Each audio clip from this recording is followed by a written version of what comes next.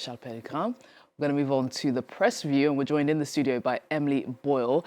Good to see you, Emily. So you're starting us off with a controversial report which has rocked the world of French public broadcasting. Yeah, of course, this report was published yesterday after a parliamentary inquiry looking into the French public broadcaster, and it's on the front pages of a number of French papers today. Let's have a look on the left at the newspaper L'Humanité here. This is their front page here today. This is a photo of Charles Aloncle, a right-wing politician who basically led the questioning during that inquiry into broadcasting. Now, the headline here calls him Bolloré's hatchet man. The paper says the report is the equivalent to a demolition order built, quotes, on the ideology and the interests of the far-right billionaire Vincent Bolloré. The liberal paper L'Opinion also features this on its front page here today. It says that although the inquiry asked the right questions, the report itself is a bit of a flop, and it features this cartoon here where Prime Minister Sébastien Lecornu is looking at Charles Aloncle and asks him, or tells him, your report is slightly stained by your ideology, to which Charles Aloncle responds in a Templar Knights out form, I don't know what you're talking about. Now, the Figaro on the right here has this article. It says that the report written by Aloncle is slightly embarrassing for Macron. The paper says that the improbable scale of the recommendations damages the credibility of the inquiry. Now, Charles Aloncle recommended, for instance, fusing a number of channels in the hopes of cutting France Télévision's budget by around $1 billion a year.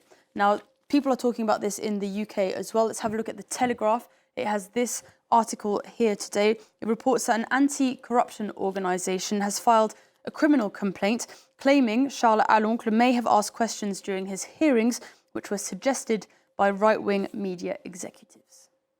Well, meanwhile, a number of papers are reporting some unease in Russia.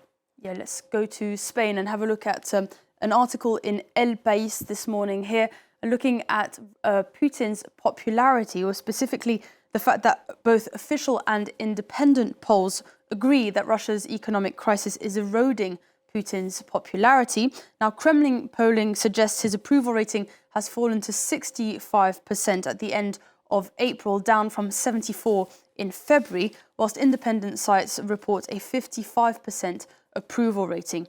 Now, the Times, meanwhile, wonders how Putin's rule might come to an end. The paper says that as discontent over the economy and internet restrictions rises, the Russian president, who will be 83 when his term comes to an end in 2036, has another decade to quash any plots to depose him. Now, this coverage all follows this article in the Financial Times. It was published on Monday, actually, which revealed that Putin recently stepped up security protocols amid assassination fears.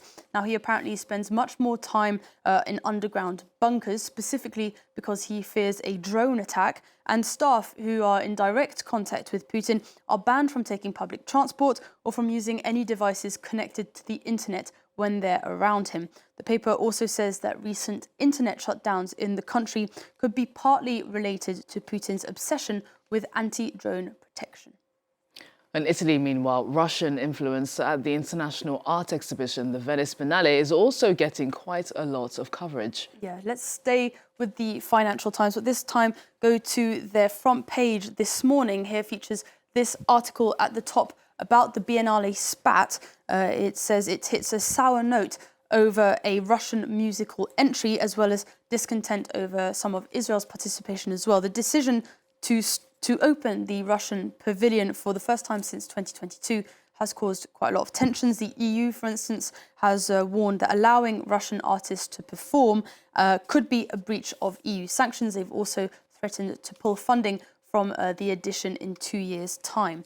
Now, meanwhile, the French cultural magazine Les Inrecuptibles quotes the president of the Biennale, Pietrangelo Buttafuoco, who explains that the, quote, Olympic Games of the art world are intended to be a place of truce, but the paper decries the, quote, obscenity of apolitical art in the face of war. And finally, Emily, Arsenal are the first team to confirm their Champions League final spot, and fans are expecting more fireworks this evening. Yeah, of course, the British papers are celebrating Arsenal. The Guardian specifically celebrating Bukayo Saka, who scored the only goal in open play from that semi-final. Arsenal, of course, won 2-1 on aggregate and off through to the final. But what really is on every football fan's mind is the game happening this evening as Bayern Munich face PSG. Now, it's on the front page of Aujourd'hui en France here that says, Remettez-nous ça, basically, let's do it all over again. The paper hoping for a remake of the absolutely insane first leg of that semi-final where PSG beat Bayern 5-4. L'Équipe celebrates the return of the magic of football and hopes tonight's game will be as spectacular, but also wishes PSG to keep a hold of their one-goal advantage. Finally, quite a funny article in SoFoot here asks, is it possible to get tired when watching a football game? It says the first leg was too stressful for many supporters, and he asks France's top doctors what the effects of an intense game of football had on spectators. Apparently, it can lead to both cognitive and visual fatigue, so I recommend everyone has a big old nap before the game this evening. We'll be doing so. Emily, thank you so much for that. Emily Boyle there with the press review. Stay with us here on France 24. We're going to take a very short break.